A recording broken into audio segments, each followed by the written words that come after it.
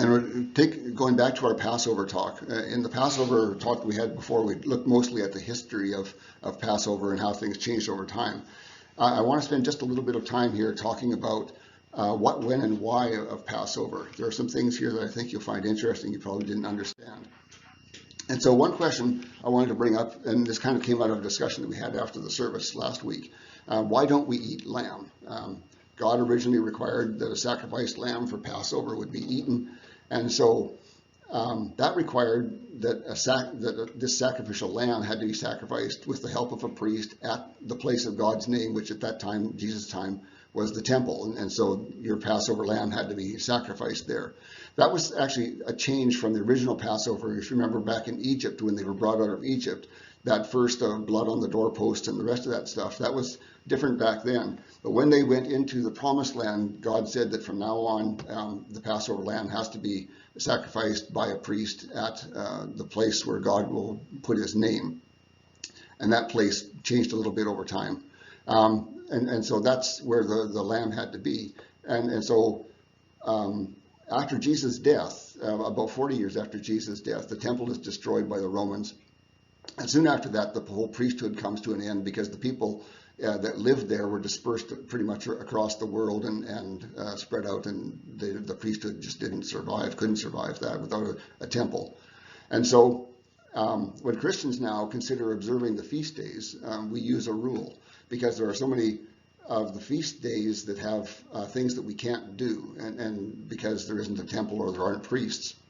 And so the rule that we use is, if a requirement for a feast day can't be met, we understand that only that requirement is null. There's a legal term for that we use now called severability, which means if a clause in a contract becomes invalid for whatever reason, the contract still remains and all the other clauses are still valid. And so we see that when I was doing the other Passover study, in that they said that despite the fact that we couldn't have a sacrificed lamb, we would still keep the same day. And the people were, Polycarp and Polycrates were both talking about that, saying that the day matters because God said the day matters, even if we can't observe Passover exactly the way that they did. And so because that requirement can't be met here, then we understand that requirement that God gave is null, and therefore we can eat whatever we want, or we can eat nothing if that's what we want. And so the whole requirement of eating can be dispensed with, or you can eat chicken. And that's what Jews now do. They don't sacrifice a lamb because they have no way to sacrifice a lamb, and they most times eat chicken, I believe. If you've ever been to a Seder, a Messianic Seder, you'll see the same thing there, is that generally they'll eat chicken when they have a Passover dinner. And so you could eat lamb if you wanted, but it couldn't be a sacrificed lamb. It wouldn't be meeting that requirement. And so you can eat whatever you want now. It just doesn't matter. So, and Paul talks about this a little bit too. He talks about it in a more spiritual sense than a legal sense. He says our Passover lamb has already been sacrificed. Therefore, we don't need to have a Passover lamb anymore. That's been taken care of. So another thing I want to talk, this is going to be a long series of slides. Not horribly long, but a little long. And so Jesus was eating Passover, and he called it Passover repeatedly. This is from Luke, but the other descriptions of this are very similar. And it says, the day of unleavened bread arrived, in which it was the custom for the Passover lamb to be slain. And Yeshua sent Johanan and Kepha, John and Peter, and he said to them, go prepare for us to eat the Passover. But they said to him, where do you want us to prepare it? He said to them, behold, when you enter the city, you shall meet a man who bears a jug of water. Go after him, and wherever he enters, say to the owner of the house, our rabbi says, is there a place of dwelling where I may eat Passover with my disciples? And behold, he shall show you a great furnished upper room. Prepare there. And they went and found as he had told them, and they prepared the Passover. And when it was time, Yeshua came and reclined with the 12 apostles with him. And he said to them, I have greatly desired to eat this Passover with you before I suffer. So in those 7 or 8 verses, whatever it is, it's repeatedly said, and by Jesus himself, that this is Passover that he is observing. And You'll see why that's kind of odd in just on the next slide. But another thing he says is eat the Passover. And so we'll learn a couple things from both of those. So Jesus calls it the Passover. Yet most people observe Passover 22 hours later in the day, not when he was observing it. But when he says we're going to have Passover here at this time, no one bats an eye. No one is surprised by this. This is a much earlier date than most people did that. And the disciples don't say anything. They don't say, Master, we were always raised to have Passover as the dinner meal. And no one, the owners of the room are happy to serve it to them. No one seems to care about this. And there's a reason for that. Many people did that. Jerusalem, as you remember, this was one of the feast days when people had to come to Jerusalem if it was at all possible to do so. And many people were there. The place packed up with people. And so there weren't enough places for people to eat the Passover. So quite a few of them used this early Passover instead of the late Passover. And we'll talk about that more in just a moment here. So it wasn't an uncommon thing. People did that quite a bit. And because there weren't enough places to eat at the usual time. So, so this seems strange if you're used to the idea that Passover would always be an evening meal that started kind of late afternoon and went on into the evening. And so it might seem odd that this is the way it was done by Jesus at that time. And so look at Passover timing, the particular day and what happened during that last day that Jesus had that Passover. And first we need to understand that Passover is a meal. It's not a day on the calendar like many other of the observances. It is a meal, and that's why we saw in those verses, he said, eat the Passover. And so eat the Passover means have that meal, have that, do what God said for eating the Passover. And so Passover is a meal. And also remember that God's day begins and ends at sunset. And there are lots of references in the Bible to that. And so the Passover meal, the Bible also says, is to begin on Nisan 14. We're obviously talking about the Jewish calendar here, and we'll keep talking about that Jewish calendar. So, and the Bible also says it needs to be at twilight, which is as the sun, the light from the sun fades during the day. So, and in that part of the day where the light from the sun is beginning to fade on Nisan 14, that's when the Passover meal is to begin. But there are two twilights in a day, and that might seem strange if you haven't thought about it. One of them comes after sunset. So when the sun sets, it hasn't gone black. We're still in that part of the day where things are getting darker. And so there's a twilight after sunset, and there's also a twilight before sunset, because before sunset, the brightness of the sun has started to decline as well. So there are two twilights in every day. There's one that begins after sunset in the Jewish day, of course, is what we're talking about here. So at the beginning of the day, there's a twilight there, and there's a twilight just before sunset. And so most people would eat at the late twilight in the day. And so they would start kind of late afternoon, have the meal prepared, and they would eat and continue on eating into the next day. But Jesus didn't. He uses the early twilight to do that. And so he chose to have his Passover there. And he had a good reason to be, because he was going to die as the Passover lamb for the late twilight on that day. So all of that happens on Nisan 14. He has the Passover meal at that early twilight and dies on the cross at the late twilight. And Cog 7 chooses to use that early twilight or the beginning twilight in the day. And that's perfectly fine. There's no reason to have a problem with that. So if you didn't know why we do it at a little different time than the Messianics, for example, it's that we're using the beginning twilight rather than the ending twilight. Don't we call one of them sunrise? No, they're both sunsets. Yeah, you have to picture this. I thought about doing a drawing, but I wasn't sure I could really depict it on a drawing. But as you think about it, every day during twilight, there's that period before sunset and after sunset where you're in this twilight phase. Okay, and in the Jewish calendar, the days end with sunset.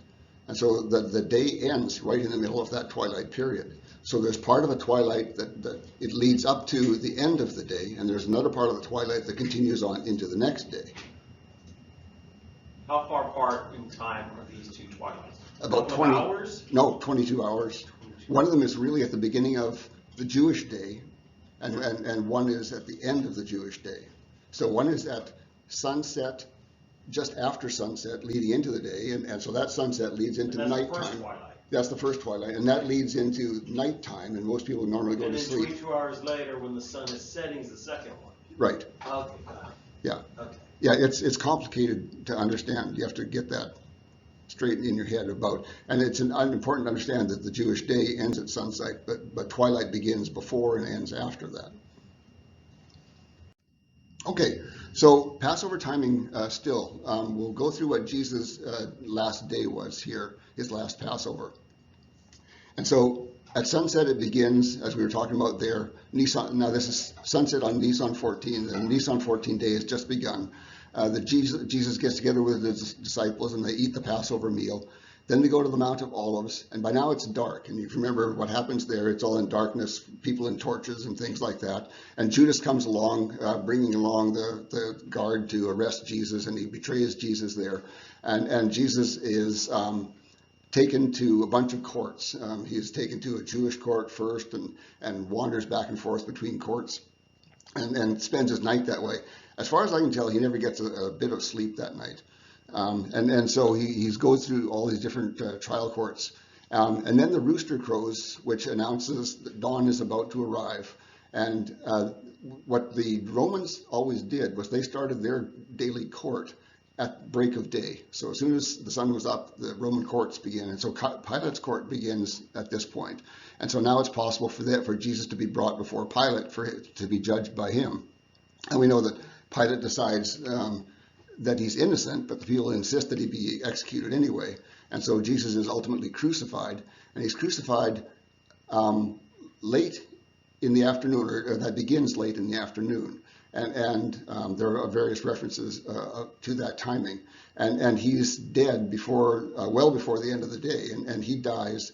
And there's enough time for people to go to Pilate and say, well, he died, can we take him off the cross?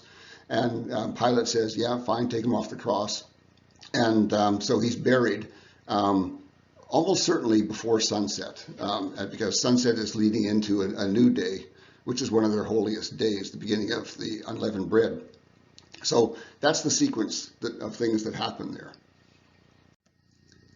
And then we'll also look at, we're kind of zooming in on detail here, on Jesus' last Passover meal. So it began with the foot washing. We know that, and that's why the Church of God Seventh Day does that. Jesus blesses the food, and he breaks the bread, which is matzah, and he gives it out. He passes it out to his disciples. And he says, this is my body, which shall be given for the sake of your persons. You shall be doing this to commemorate me. So he's telling them that this bread represents his body. He doesn't mean that it's literally his body, as the Catholics believe. He's talking about it representing his body. And so he says that, and that's the beginning of the meal. He does the blessing at that point, and they start with that. And then they eat the lamb and the matzah and the dips, and there's some other things that would have been part of their meal.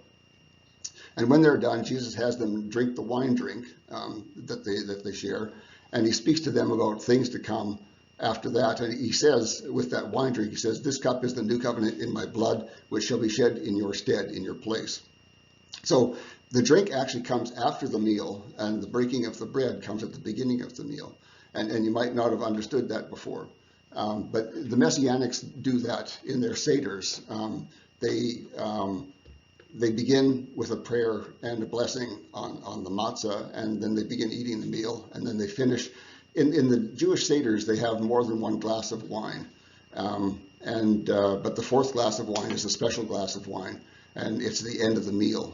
And so they follow those kind of traditions, but it is the wine is at the end of the meal, or the wine that's important is at the end of the meal. Okay, so more about Passover heading into the apostolic era and how it was done. Paul talks about the Corinthian Passover because they're doing it so badly. And so we actually learn a good bit about how Passover is handled then. And we see that the Corinthian Passover was also a meal. It wasn't just what we often do, the short form of just the wine and the bread. And he criticizes them for a whole bunch of things. Divisions particularly, which means that people are doing different things in different ways because they don't want to do them the way they should be doing. And he says, but one or another eats his supper before him by himself, and one has been hungry and one has been drunk. And so those are the mess that the Corinthian church is with their Passover. And so he says, one started the meal early and ate and drank by himself. And so he wasn't part of the group. He was just doing his own thing. Another one brought a big appetite so he could take advantage of the food. I'll explain that a little bit later. And one drank enough wine there to be drunk. And so this might seem crazy to us, but for Corinthians who were used to going to pagan feasts, that's how pagan feasts worked. The pagan churches, well, if you call them churches, temples, I guess would be a better name, would set out a whole bunch of food that people had sacrificed. And if you got there first, you got the most, and you ate as much as you could, and that's just the way people work. And if there's lots of wine to drink, you drink as much as you want. And so they were doing the kind of things that would have been done at their other feasts. And Paul is saying, no, don't do that here. This is about community. This is about being together, oneness, being as one. Any questions on that? Okay, so the Passover simplified that we do most of the time, and most churches do. Think of it, we talked about the Passover bread, or the matzah coming first, and then a meal, and then the wine after that. But we also said that the bread, the Passover meal can be anything you want it to be, and it can be nothing as well. So you could have chicken instead of lamb, but you could also have no meal. And so what happens if you don't have a meal in between those two? Well, you do one and then you do the other one right after it. So that's really what the simplified meal is you're doing the bread first, and immediately after that, you don't have a meal, so you go on and do the wine next.